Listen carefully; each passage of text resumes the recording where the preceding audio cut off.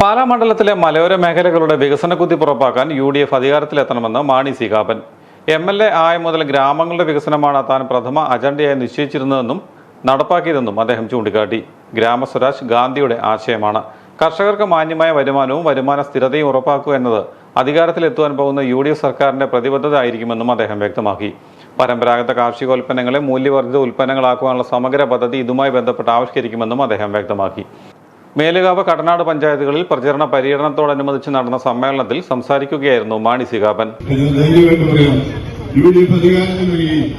ഞാൻ അതിന്റെ ഭാഗമായി വരികയും ചെയ്താൽ 2500 കോടി രൂപയുടെ വികസന പ്രവർത്തനങ്ങൾ ഇവിടെ കൊണ്ടുവരും. 52 കൊല്ലം കൊണ്ട് വികസിക്കാത്ത പാലായി അടുത്ത 5 വർഷം കൊണ്ട് വികസനത്തിന്റെ ഉന്നതങ്ങളിൽ എത്തിക്കാൻ കഴിയും എന്ന് എനിക്ക് വിശ്വാസമുണ്ട്. അതിനുള്ള ആർജവും ഇത് എന്റെ അവസാനത്തെ കൺവെൻഷൻ എന്ന് പറഞ്ഞതാണ്. ഇനി ഇപ്പൊ എനിക്ക് 69 വയസ്സാണ്. 5 കൊല്ലം കഴിഞ്ഞാൽ 74 വയസ്സാവും. അത് കഴിഞ്ഞാൽ മര്യാദയ്ക്ക് റിട്ടയർ ബുദ്ധി. അല്ലാതെ ഇന്ന് നിയമസഭയിൽ നടക്കുന്ന വീണ്ടും മത്സരിപ്പിക്കുന്ന പലരും എഴുന്നേറ്റ് നടക്കാൻ പറ്റാത്തവരുണ്ട്. അങ്ങനെയുള്ള എഴുപത്തിലേക്ക് പോകണമെന്ന് ആഗ്രഹമില്ലാത്ത പാടില്ല. ഇരു പഞ്ചായത്തുകളിലുമായി 28 കേന്ദ്രങ്ങളിൽ സ്വീകരണ യോഗങ്ങൾ നടന്നു.